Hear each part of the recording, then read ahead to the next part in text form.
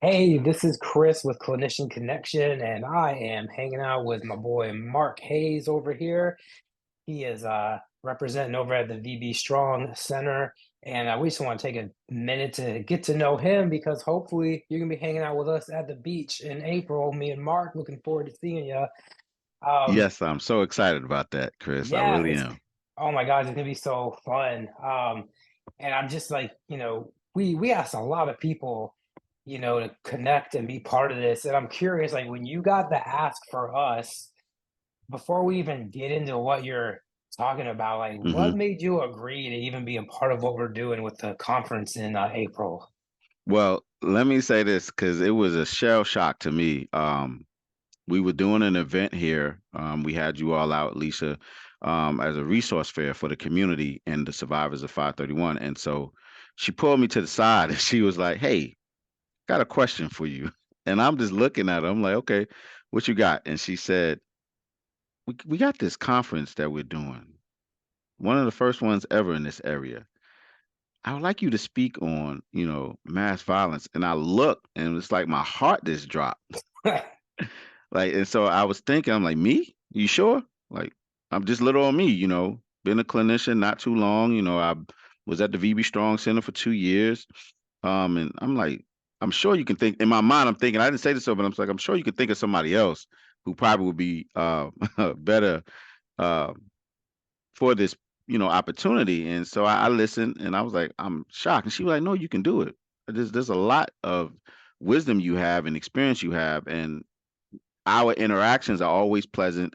And it's always like, even though she's been in the field so long, it just seems like from what I got from her that day, that she gets something or out of me that, maybe might be beneficial. So I was really humbled, man, and nervous at the same time. Like, Yeah. surely she won't talk to me. So what I did was I reached out to my supervisor and said, hey, I got this opportunity. What do you think? And she was like, okay, well, what is it about? I said, well, it's a conference for providers in the area and those that are invited to come to speak on various topics. And I'm going to be speaking on mass violence. And she's like, all right, well, let me run that by her supervisor. And they came back and they was like, yeah, go ahead. Why not? Do it. And so I was humbled and nervous at the same time. But as we've been interacting and I've been seeing everything, I'm getting, a little still nervous, right?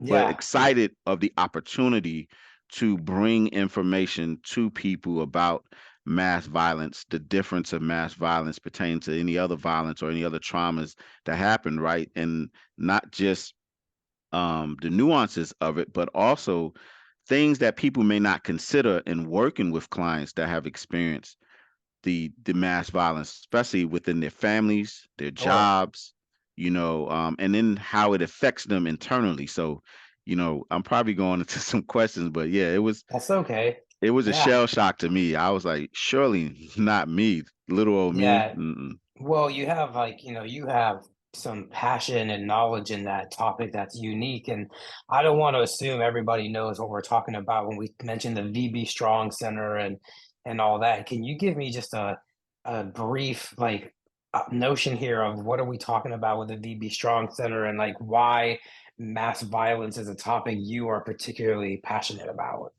Sure. So the VB Strong Center, in partnership with Centera, was established October of 2019 due to a mass violence that happened at the Municipal Center in Virginia Beach, where the perpetrator um, caused violent acts on his Right. colleagues and Yeah. people in the community. And so Yeah, that's where those the VB I say Strong those Center who happened. yeah, I say those who are watching, even if you're not in our local area, y'all will remember a few years ago there was news about a mass shooting in Virginia Beach, and that was a gunman who came in and Yes. committed mass violence on the municipal center, which is part of the courthouse district area of Virginia Beach. Yes. And so through that, Centera, the city of Virginia Beach, there were some people behind the scene that assisted Centera in working with the city to establish this resiliency center. And so the government supported this project. And so from there, the VB Strong Center was from the ground up birthed to support the family, the loved ones of the victims, and then the survivors, and then even the indirected staff that were not there that day, right? But they lost their colleague, their family member, almost their loved one, right? Because we spend more time at work than we do at home. And so our co-workers become our family members, our loved ones, and then also to educate the community on mass violence and certain topics that could be beneficial to bring awareness to the severity of mass violence. And now you see from 2019 to now we in 2023, many other mass violence has occurred within not just the communities, but in the schools, right, at the workplace, all over the world. And so it's traumatizing to say the least, but it's more than that. It's more impactful on the individual, their families, Yeah, I and think us as society. some people don't recognize, I don't blame them for this, it's heavy stuff, but some people don't Yeah. recognize how wide that ripple effect is. Whew, they don't. And that's the issue. And then something like this, where my passion came from, actually, it was my passion is always to help people, right? So it's not, but how did I get involved in this particular work, which it was an opportunity that had presented itself once I got licensed. I was looking to go back out and provide support to the community, and there was opportunity to be the team lead here at the VB Strong Center to kind of oversee the programming and the service delivery for the family members, the victims, the survivors of 531.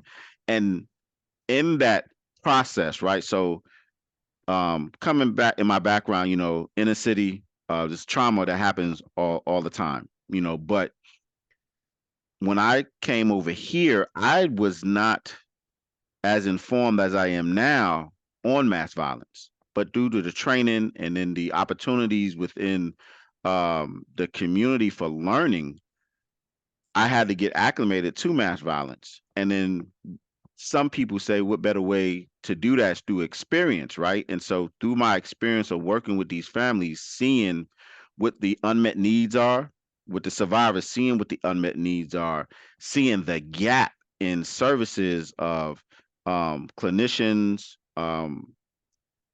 from leadership, not really understanding or having an awareness about how employees are impacted.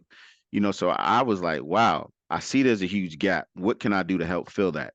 And how can I help educate? What are programs can we bring here or services that we can connect with people in the community? Because that's what the grant's all about. The grant really Yeah. allows us to be the conduit to bring community resources, to enhance those community partnerships. So that way, those that were impacted by 531 can have resources available to them and services available to them to support them in their most critical time ever. Yeah, I think that's one of the reasons Lisa and I are both so excited to have you on board. Yeah, I appreciate your humility and spirit and all that, but you are somebody who is about as on the front lines of that kind of work as somebody can be. um, you're not just an individual who has said, well, I've read many books and articles and I can talk to you about, which, no hate on people who study. I study all the time. Yes, Like, sir. Yes, sir. but you have that experience of like, okay, you've read some articles. I've sat with these families. Like Yes. I know. And so I think that's really what brings, or that's what you bring to this conversation that we'll be having at the conference. What can people expect if they hang out with you during your time with us? Yeah, so during the session, I plan to really bring ideas based on my experience, as you talked about, right? I'm not that author, right, or that person that has published a lot of books on these topics, but having those interactions with the survivors, and listening to what their experience have been, I plan to bring that knowledge as to my presentation, just to talk about the survivor's experience. Talk about the gaps that are there within the service delivery. So talk about those barriers, right? Those what we try to do. We try to limit barriers, but there's policies and procedures that are out of our control that causes more barriers. So just highlight, those things that have been experienced, and then really kind of break down and re-educate some, bring awareness to others who are maybe clinicians that are just kind of getting their foot in the door and haven't really had the training on the difference between mass violence, trauma, and then just issues related to life.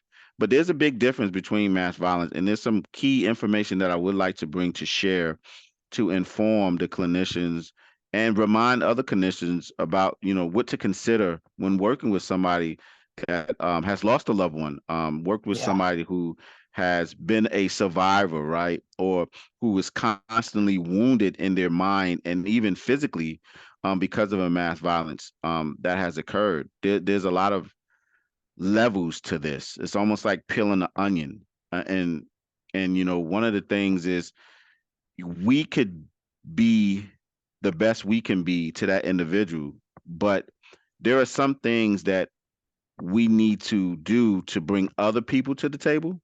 And that's one of the key things, because what we've learned, no matter what good we do here at the VB Strong Center, there are some people that won't receive it. But it's not because we are providing bad services. It's just because where they are in their stage of change. And if they're at the pre-contemplation stage, no matter what you do as a clinician, don't take it personally. Yeah. You just gotta, and sometimes we can do that, right? We're trying to do the best we can. We're human, but some things we're like, man, what am I doing wrong? But it may Yeah. not be Oh, what we're doing wrong. I could do a whole workshop on don't take it personally with Right. therapists. So Yeah. So, that's so awesome. that's just some of the things that, I plan to bring to the table to really just talk about the experiences and then educate people on the difference between mass violence and violence, and how the individual is impacted within themselves, their community, their workforce, and how the community is impacted as well. Awesome. Well, I appreciate all that. I am looking forward to having you there. My closing question for you is, we live in this world now where there's multiverses and superheroes and all that. If in a multiverse and there's a version of you who has a different career or a different job, like what would you be doing if you weren't working in mental health, you think? That's a good question. And so if I can think on that, what would I be doing as a professional if I was in a multi universe? It's like a what's your dream job question. Mine is probably I'd be a chef somewhere. Well, as a kid, I was in the band.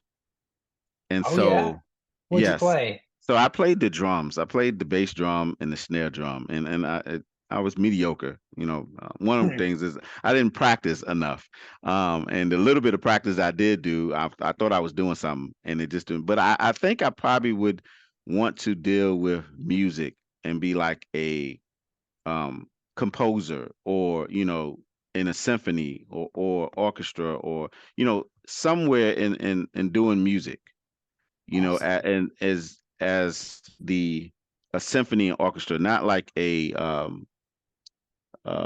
and maybe a producer, Yes. Okay, cool. Well, I appreciate you taking some time to chat with me today, Mark. If you guys come to the conference, you can come hang out with his presentation on working with mass violence, and maybe we can talk him into starting a drum circle at some point down at the beach. Oh, not at Um, all. Not at all. but yeah, guys, clinicianconnection.net if you want to get tickets, or email us hello at clinicianconnection.net if you have questions. Thanks again, Mark. Thank you so much, Chris. I really appreciate this.